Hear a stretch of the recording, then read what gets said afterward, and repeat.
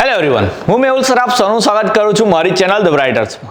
તો આજના વિડીયો આપણે ડિપ્લોમા સેમેસ્ટર 1 ને 2 માં જે કોમન સબ્જેક્ટ આવે છે મોડર્ન ફિઝિક્સ, એના G2 એક્ઝામ માટેના મોસ્ટ આઈએમપી ક્વેશ્ચન જોઈશું. ઘણી બધી બ્રાન્ચીસની અંદર પહેલા સેમમાં બી આવે છે આ સબ્જેક્ટ, તો ઘણી બધી બ્રાન્ચની અંદર સેકન્ડ સેમની અંદર આવતો હોય છે. તો ડિપ્લોમા સેમેસ્ટર 1 ની અંદર જે આઈએમપીની પ્લેલિસ્ટ બનાવેલી હતી એમાં બી એક ઓલરેડી મોડર્ન ફિઝિક્સનો વિડીયો છે, પણ ઘણા બધા સ્ટુડન્ટ્સ રિક્વેસ્ટ કરે છે કે સર આ વખતેની એક્ઝામ માટે બી આઈએમપીનો એક વિડીયો બનાવો. તો પછી આ વિડીયોની અંદર આપણે એવા જ ક્વેશ્ચન જોઈશું કે તમારી સેમેસ્ટર 2 ની એક્ઝામની અંદર મોડર્ન ફિઝિક્સમાં પૂછાશે. અત્યારે ટેલિગ્રામ બંધ છે એટલે આપણે આની લિંક ટેલિગ્રામ ગ્રુપ પર નહીં નાખી શકતા, એટલે વિડીયો કદાચ બહુ વધારે શેર નહીં થાય. તો તમારે એક થોડી હેલ્પ કરવાની કે વિડીયો તમારી પાસે આવે, તમારી કોલેજના ગ્રુપમાં કે તમારા ફ્રેન્ડ્સના ગ્રુપમાં શેર કરી આપવાનો, કે જેથી આ આઈએમપીથી કોઈ વંચિત ના રહીએ. ઓકે, ચેપ્ટર વાઇઝ આઈએમપી આપું જેથી તમારે તૈયારી કરવામાં કોઈ ઇસ્યુ ના આવે. મેં કીધું એમ આમાંથી જ તૈયારી કરવાની છે, તો તમને કોઈ જ પ્રોબ્લેમ આવે નહીં.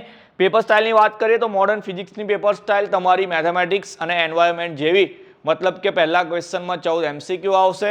ક્વેશ્ચન 2 થી લઈને ક્વેશ્ચન 5 માં A અને B બે ક્વેશ્ચન હશે, ત્રણ આપેલા હોય, કોઈ બી બે લખવાના. જેવું સેમ મેથ્સમાં હતું એવું સેમ જ આવશે આની અંદર બી. એમસીક્યુ ક્યાંથી તૈયાર કરવાના, તો તમે એમાં જૂના પેપરમાંથી એમસીક્યુ તૈયાર કરો તો બી કોઈ ઇસ્યુ નહીં. બુકની અંદર ચેપ્ટર પત્યા પછી જે એમસીક્યુ આપેલા હોય છે એમાંથી કરશો તો બી કોઈ પ્રોબ્લેમ આવે નહીં. મેથ્સની અંદર જેવી રીતે મેં એમસીક્યુ આઈએમપી આપેલા હતા, કારણ કે મેથ્સની અંદર બધી ટાઈપ્સના એમસીક્યુ આવતા હોય, જ્યારે ફિઝિક્સની અંદર થિયરિટિકલ એમસીક્યુ આવે તો એમાં મેથ્સ જેવું એકદમ મોસ્ટ આઈએમપી ના હોઈ શકે. તમે થિયરી તૈયાર કરો તો તમને કોઈ ઇસ્યુ નહીં આવે.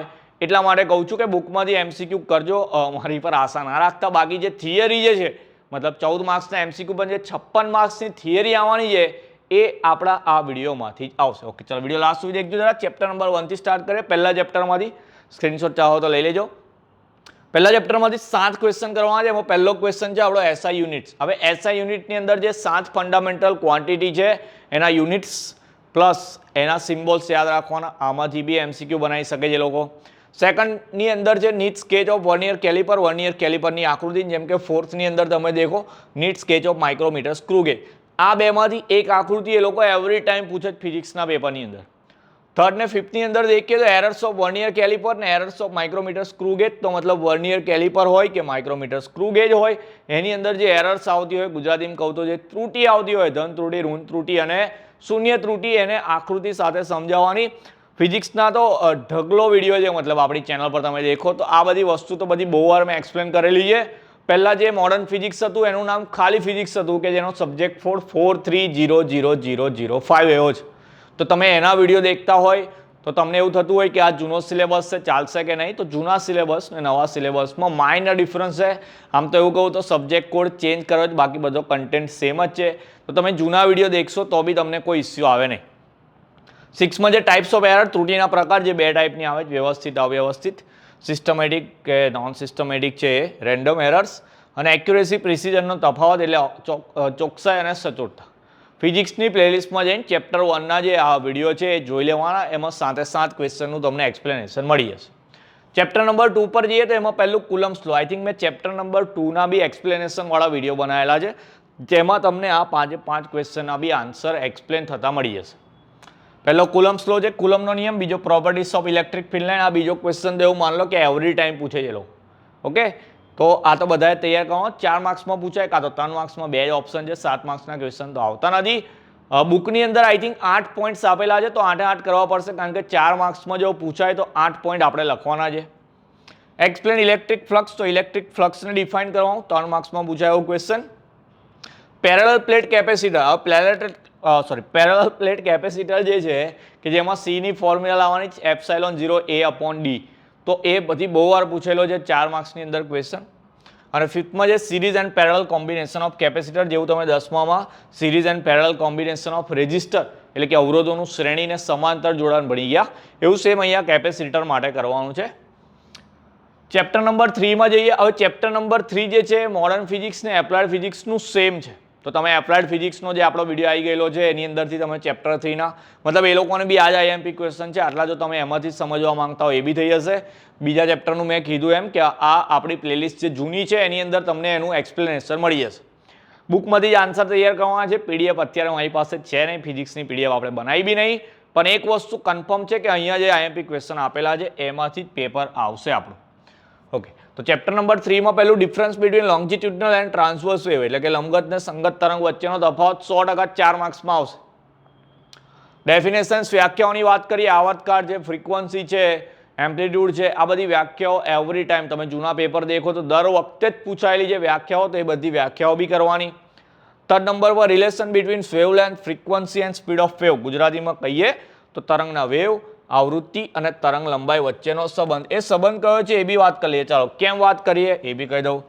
જેમ કે આની અંદર જે ક્વેશ્ચનનો આન્સર તમે લખશો એમાં એક ફોર્મ્યુલા લાવવાની છે, V = n લેમ્બડા અથવા તો V = f લેમ્બડા એવું કહીએ તો બી ચાલે. આ ફોર્મ્યુલા એટલા માટે તૈયાર કરવાની છે કારણ કે આના પરથી તો ન્યુમેરિકલ બી આવવાના જ આપણે. ઓકે, તો જે દાખલા પૂછાતા હોય છે ફિઝિક્સની અંદર, આમ તો ફિઝિક્સની અંદર જે ન્યુમેરિકલ પૂછાય છે ઓપ્શનમાં બી નીકળી જશે. કોઈને એવું હોય કે દાખલા નથી કરવા તો કોઈ ઇસ્યુ નહીં, 3 ક્વેશ્ચન આપેલા હોય, 2 લખવાના, તો એક તમે દાખલાવાળો ક્વેશ્ચન ઓરમાં કાઢશો તો વાંધો નહીં આવે. પણ બહુ ઇઝી દાખલા છે, V = n લેમ્બડા વાળા. ફિઝિક્સની અંદર જે દાખલા છે એના બી વિડીયો આપણે બનાવેલા હશે, તમે દેખશો તો. ફિઝિક્સની અંદર મોસ્ટ આઈએમપી દાખલાની બે ટાઈપ છે.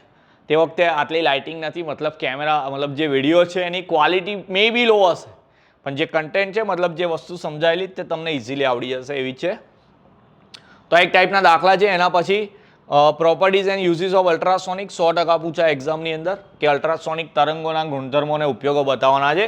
અને આ જે અલ્ટ્રાસોનિક વેવ્સ છે, અલ્ટ્રાસોનિક તરંગો, એ બનાવવા માટેની પીઝો ઇલેક્ટ્રિકની મેથડ આ વખતે પૂછાવાના ચાન્સીસ મેક્સિમમ છે. 2 ટાઈપ આપેલી છે અંદર કે ભાઈ અલ્ટ્રાસોનિક વેવ્સ કેવી રીતે બનાવવાના, પણ આ વખતે આના ચાન્સીસ વધારે છે. V = n લેમ્બડા વાળા ન્યુમેરિકલની વાત કરીએ તો પહેલા ચેપ્ટરમાંથી બી તમે ન્યુમેરિકલ કરી શકો છો કે આ જે વર્નિયર કેલિપર ને માઇક્રોમીટર સ્ક્રૂ ગેજ છે એની LC એટલે કે લઘુત્તમ માપશક્તિવાળા દાખલા બી તમે આમાંથી કરી શકો છો. પ્લસ જે એરરવાળા દાખલા છે આવડતા બી હશે, કદાચ તમે મીડિયમમાં તૈયાર કરેલા હોય. બાકી મેં કહું છું એમ કે ફિઝિક્સના વિડીયો બધા ફંફોડી નાખજો આપણી પ્લેલિસ્ટની અંદર જઈને, તમને ત્યાંથી દાખલા બી મળી જશે. દાખલા ઇઝી રીતે કેવી રીતે ગણવાના એ બી તમને અંદર મળી જશે. તો એ ચાહે ફિઝિક્સની પ્લેલિસ્ટ હોય કે એપ્લાઇડ ફિઝિક્સની હોય, એકવાર ખાલી અંદર જઈને જોઈ આવજો. તમને જેવા દાખલા છે, મતલબ ચેપ્ટર 1 કોમન છે, ચેપ્ટર 3 કોમન છે, તો એપ્લાઇડ ફિઝિક્સની બી પ્લેલિસ્ટમાં જઈને તમે પહેલા ત્રીજા ચેપ્ટરના દાખલા શીખી લેશો ચાલશે.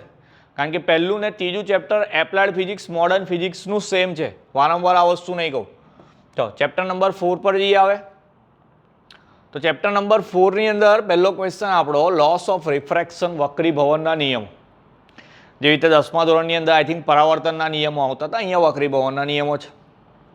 બીજા પર સ્લેન્સ લો છે એટલે કે સ્નેલનો નિયમ, 3 માર્કમાં પૂછાય. ટોટલ ઇન્ટરનલ રિફ્લેક્શન, ગુજરાતીમાં પૂર્ણ આર્થિક પરાવર્તન છે. 4th નંબરનો ક્વેશ્ચન છે એ ફિક્સ છે, એક્ઝામમાં પૂછાઈ ગયેલો છે. Okay, difference between normal light and laser light. લેઝરનું ફૂલ ફોર્મ યાદ કરવાનું, 1 માર્કનો MCQ ફિક્સ જ છે, તમારે લેઝરનું ફૂલ ફોર્મ જ પૂછશે લોકો. ઓકે, જેને યાદ હોય કોમેન્ટ સેક્શનમાં લખી દેજો, પણ ફિક્સ જ છે. એક MCQ 14 માંથી લેઝરનું ફૂલ ફોર્મ જ આવશે. જે રીતે SI યુનિટ અલગ અલગ આપેલા છે એમાંથી એક SI યુનિટ બી 1 માર્કના MCQમાં તમને ફિક્સ જોવા મળશે. 5th નંબરનો ક્વેશ્ચન બી ફિક્સ જ છે, પૂછવાનો છે property and uses of laser. લેઝરના ગુણધર્મો, ઉપયોગો, કાં તો એકલા ગુણધર્મો કાં તો એકલા ઉપયોગો એવું બી પૂછી શકે છે. અને 6th નંબરનો ક્વેશ્ચન બી ફિક્સ છે, ઓપ્ટિકલ ફાઇબરની રચના સમજાવો. આકૃતિ બી દોરવાની, એના જે બી પાર્ટ્સ છે, ભાઈ બફર જેકેટ હોય કે પછી સીટ હોય કે પછી કોર હોય, એ બધી વસ્તુને એક્સપ્લેન કરવાની, બધાને 1-1, 2-2 પોઈન્ટ લખવાના. સોરી.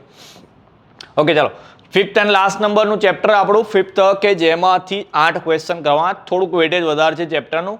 આમ તો 4th નંબરનું ચેપ્ટર જે છે એનું બી વેટેજ વધારે છે, પણ મેં કીધું એમ 4, 5, 6 એ ક્વેશ્ચન તો ફિક્સ જ છે, એ આવવાના જ છે. તો પછી ભલે ગમે તેવું વેટેજ હોય, આ 3ના તો માર્ક્સ આપણા થઈ જ ગયા છે ઓલરેડી.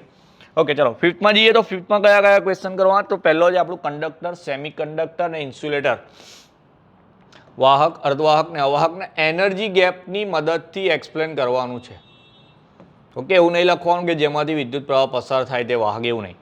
એનર્જી ગેપથી સમજાવવાનું કે ભાઈ જેમાં એનર્જી ગેપ બહુ વધારે હોય તે ઇન્સ્યુલેટર છે, ઓછી હોય તે સેમી કંડક્ટર છે, ને જેમાં એનર્જી ગેપ જ ના હોય, મતલબ ઓવરલેપ થયેલા હોય, એ કંડક્ટર. મતલબ આવડતું હશે તમને.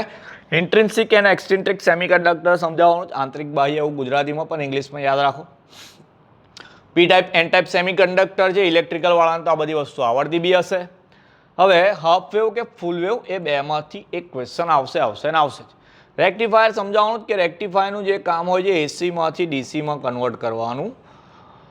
તો એના માટે હાફ વેવ ફૂલ વેવ બંને રેક્ટિફાયર કરવાના. 6 નંબરનો ક્વેશ્ચન બી 99% આવશે તમારો ઝેનર ડાયટ સમજાવવાનો. ઝેનર ડાયટ છે એવી રીતે એલઈડી એટલે કે લાઇટ એમિટિંગ ડાયટ, ને લાસ્ટમાં છે લોજિક ગેટ. એ લોજિક ગેટની અંદર એક એન્ડ ગેટ, એક ઓર ગેટ અને એક નોટ ગેટ તૈયાર કરવાનો રહેશે. જે લોકો ઇલેક્ટ્રિકલવાળા હશે એમને તો કોઈ જ ઇસ્યુ નહીં હોય, પણ જે લોકો બીજી બ્રાન્ચમાં હોય એ લોકો માટે બી આ 3 ગેટ છે જે ઇઝી બી રહેશે, તમને આવડી બી જશે. આની સિવાય જે ડમ ઓર્ગન છે જે બી હોય, મતલબ એ બધા ક્વેશ્ચન જો તમે ઇલેક્ટ્રિકલવાળા હોય, તમને એફડીમાં આવડતા હશે તો એ પૂછાય તો કોઈ ઇસ્યુ નહીં આવે, પણ જો બીજી બ્રાન્ચવાળા હોય એમને ખાલી આ 3 ગેટ તૈયાર કરવાના અને બાકી મેં જે ક્વેશ્ચન કીધા એ રીતે એકદમ પાકી તૈયાર કરવાના. Okay, once again chapter wise IMP આપેલા તમને બુકમાંથી આરામથી મળી જશે. પીડીએફ છે નહીં તો પછી બુકમાંથી તૈયારી કરવાની. જો બુક ના હોય તો આ જ ક્વેશ્ચનના આન્સર તમારી ફ્રેન્ડ પાસેથી મંગાવવાના. એ બી ના હોય તો પછી ઓનલાઈન તૈયારી કરવાની. એ બી ના હોય તો પછી પરીક્ષા નહીં આપવાની. અને એ બી ના કરવું હોય તો પછી એન્જિનિયરિંગ છોડી દેવાનું. ઓકે, ચાલો મજાકની વાત હતી, પણ મેં કીધું એમ કે આ વિડીયો તમારી પાસે આવે એકદમ પાક્કી તૈયારી સ્ટાર્ટ કરી દો. પહેલાં આટલી વસ્તુ તૈયાર કરો. આટલી વસ્તુ જો તમારી તૈયાર થઈ ગઈ હોય, કાં તો તૈયાર થઈ જાય તો બી ટાઈમ બચે, તો તમે લાસ્ટ જે પેપર પહેલાંના આવી ગયેલા છે એમાં આની સિવાયના જો ક્વેશ્ચન તમને દેખાય એ તૈયાર કરો, એમસીક્યુની તૈયારી કરો તો તમે સારામાં સારા માર્ક્સ લાવી શકો છો. બાકી વિડીયોની અંદર મેં તમને જેમાં ફિક્સ પૂછાશે એવું કીધું છે એટલા જ ક્વેશ્ચન કરવાથી કે જેની બિલકુલ તૈયારી નહીં એ લોકો બી ઇઝીલી પાસ થઈ જશે. તો મેં કીધું એમ જ તૈયારી કરજો. વિડીયો તમારી પાસે આવે શેર કરી આપજો કે જેથી કોઈ બીજાને બી તકલીફ હોય ફિઝિક્સમાં તો એ દૂર થઈ જાય. તો મળી આવે નેક્સ્ટ વિડીયોમાં. ત્યાં સુધી તમારું ધ્યાન રાખો, બરાબર તૈયારી કરતા રહો. જય હિન્દ, જય ભારત.